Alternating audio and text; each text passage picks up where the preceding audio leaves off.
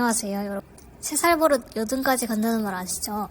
제가 사랑하는 돈 얘기할 때만큼 정확하게 맞는 말이 이것만큼 또 없습니다. 왜냐하면 첫 월급 받을 때 만들어진 돈 습관이 진짜 찐으로 평생 가거든요. 오늘 영상은 재테크 고수 되는 법도 아니고 돈 빨리 모으는 방법도 아니고 첫 월급을 어떻게 내는지 그 태도에 관한 얘기입니다. 물론 저의 첫 월급 스토리도 들려드릴 건데요. 사회초년생이 첫 월급을 받았을 때 딱 이 6가지만 해도 앞으로 돈 때문에 후회할 일이 진짜 많이 줄어들 겁니다. 그럼 시작하겠습니다. 첫 번째, 딱 100만 원만 떼고 진짜 마음껏 써보세요. 어릴 때부터 아니면 평소에 돈이 아까워서 어쩔 수 없이 넘어갔던 것들, 언젠간 돈을 벌게 되면 꼭 하고 싶었던 거 이런 거 있잖아요. 첫 월급 때는 그걸 한 번은 꼭 해봐야 됩니다. 왜냐면 돈을 원래 쓸 줄도 알아야 모을 수도 있거든요. 저의 경험을 살짝 첨언하자면 중학교 때 되게 친했던 친구가 있는데 방학 때마다 여행을 가더라고요. 그게 그렇게 부러웠는데 그러다가 저는 이제 고등학교 3학년 수능 끝나고 처음 해외여행이라는 걸 가봤어요. 그 첫 기억이 너무너무 좋았어서 저는 월급을 타자마자 혼자 여행을 다녀왔습니다. 가까운 국내 여행이었지만요. 혼자 계획하고 혼자 밥 먹고 혼자 돌아다니는 그 기억이 너무나도 소중하고 아직도 생생하게 기억에 남습니다. 그래서인지 사회생활을 본격적으로 뛰어든 지금 저는 해외여행을 목표로 열심히 일하는 사회인이 됐죠. 실제로 여행비, 여행 적금을 모으고 있기도 하고요. 근데 여기서 중요한 포인트 하나가 있습니다. 그러니까 여기서 마음껏이라는 게 진짜 막 물 흐르듯이 써라 이런 게 아닙니다. 위시리스트라든지 부모님과 좋은 식사 자리라든지 저처럼 혼자 여행하든지 뭐든 좋습니다. 내가 피땀 흘려 번 돈으로 뭔가를 해봤다 이런 기억이 있어야 나중에 연차가 쌓이고 뭐 일 때문에 관계 때문에 힘들어도 버틸 수가 있답니다. 두 번째, 부모님 용돈 금액은 중요하지 않아요. 10만 원이든 20만 원이든 전혀 상관없습니다. 중요한 건 처음으로 내가 번 돈을 부모님께 드려본다 이런 경험이죠.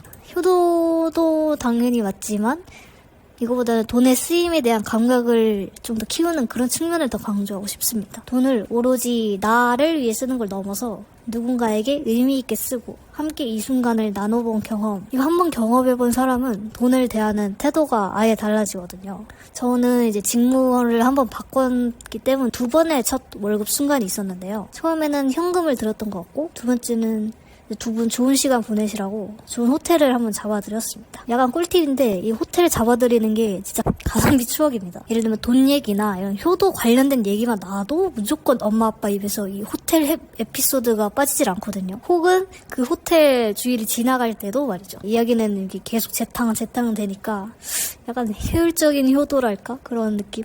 그래서 호텔 잡아드리는 거 추천합니다. 세 번째, 비상금 통장 만들기. 이거는 필수인데요. 꼭 비상금 통장을 하나쯤은 만드셔야 됩니다. 그리고 이 룰을 같이 지켜주세요. 첫 번째, 목표 금액은 내 월급의 1개월치로 정하세요.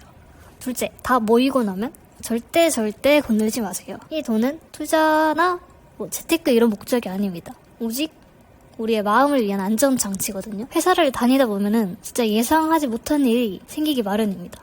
이때 이런 비상금이 있으면 그나마 마음이 쉽게 요동치지 않고 선택지가 좀 더 넓어지죠. 여기서 이 에피소드를 빠질 수 없는데 약간 눈물이 나올 것 같네. 사실 작년 딱 이맘때쯤에 3개월 정도 일하던 회사에서 수습기간이 끝나기 직전에 공고사직을 당했었습니다. 이 사진도 띄워드릴 텐데 나오는 날 저 회사를 향해 벽돌을 날리고 있는 저 모습 많이 슬펐죠. 전혀 예상을 못했어가지고 진짜 당황스럽고 지금 창피하지만 그때는 막 울기도 했거든요. 다행히 당시에는 부모님 집에 살고 있어가지고 큰 위기는 없었지만 그때 당장 냈어야 하는 청년 도약 계좌라든지 적금이나 이런 납부하는 데 문제가 생겼었죠. 하지만 혹시 모르는 사태에 대비해서 비상금을 계속 가지고 있었거든요. 그래서 한 달간의 취준 생활에서도 무리 없이 이 적금들을 납부를 할 수 있었습니다. 정말 다행이죠. 이렇게 참아야만 하는 혹은 포기해야 하는 상황이 생겼을 때 우리가 선택을 할 수 있는 좀 능동적인 상황으로 바꿀 수 있는 쿠션 역할을 해주는 게 이 비상금 통장입니다.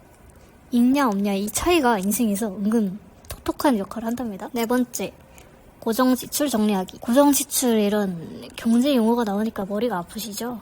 별거 없습니다. 말 그대로 매달 고정으로 나가는 돈, 이거부터 정리하시면 돼요. 예를 들면 뭐 자취하시면 월세, 관리비, 통신비, 보험, 정기구독, 평균적인 식비 뭐 이런 거죠. 굳이 엑셀로 안 해도 되고요. 그냥 메모장에 끼적끼적 해도 되고 노트에 손으로 써도 됩니다. 여기서 중요한 건 내 돈이 어디로 빠져나가는지를 내가 알고 있냐거든요. 돈 관리는 막 무작정 아끼고 안 입고 안 먹고 이런 게 아니고 내 현금 흐름을 내 뇌가 인지하고 있냐 아니냐가 시작이 될 수 있습니다. 저는 이제 접착 기능이 있는 메모지에다가 이런 걸 다 적어서 눈길이 갈 때마다 봅니다. 그래야 뇌이징이 되거든요. 보면서 나는 이 이상으로는 쓰지 않는다. 다짐하고 또 다짐합니다. 5번째. 카드 사용 내역을 딱 한 달치만 진지하게 한번 봐보세요. 대부분 여기서 충격을 받거든요. 아니 내가 이런데 돈을 쓰고 있었다고? 뭐 이러면서. 이거는 제 실제 가계부인데요. 지금 보니까 쓸데없는 게 너무 많아요. 예를 들면 저 집에 에코백이 한 5억 개 정도 있는데 또 에코백을 또 샀고 아이돌 앨범 사고 팝업 가서 굿즈 사고 여행 가서 음식 개 많이 사 먹고 지금 생각하면 안 사고 넘어갔을 법한 건데 저 때는 월급을 막 받는 때라 가지고 신나서 막 샀나 봐요. 만약 이렇게 가계부를 안 적었다면 기록을 안 남겼다면 까먹고 갱생하지 못했겠죠. 아하. 이렇게 반성하는 것도 좋긴 한데 일단 크게 보자면 나의 주된 소비 성향을 파악하는 단계라고 할 수 있거든요. 예를 들면 뭐 스트레스 받으면 내가 뭘 사는지, 배달 음식을 한 달에 몇 번이나 먹는지, 편의점을 많이 내가 쓰는지, 사람을 자주 만나는지 이런 걸 알아야 나중에 절약도 전략적으로 할 수 있거든요. 마지막 6번째. 첫 월급 받은 날 기록 남기기. 이거는 사실 제가 못해서 아쉬운 마음에 넣어봤는데요. 첫 월급을 받은 그 당일 한번 기록을 남겨보시는 건 어떨까? 거창할 필요는 없고요. 메모 한 줄로도 충분할 것 같아요. 지금 기분이 어떤지, 아니면 앞으로 돈을 좀 어떻게 쓰고 싶은지, 나의 5년이나 10년 뒤는 어떨 것 같은지, 지금 먹고 싶은 건 뭔지, 월급 받았을 때 부모님의 반응은 어떤지, 뭐 이런 거? 이걸 나중에 보면 지금 이 순간이 좀 생생하게 기억에 남고, 또 과거를 보면 또 미래를 다짐하게 되잖아요? 돈은 변해도 그때 초심으로는 못 돌아가니까. 저는 사실 첫 월급이 140만 원대였던 걸로 기억합니다. 별로 안 됐는데 이렇게 금이 적었는지 모르겠네. 당시 제가 일하던 곳에 기숙사가 있었거든요. 거기서 15만 원을 그냥 떼가더라고. 직원인데 돈을 굳이 떼가더라고.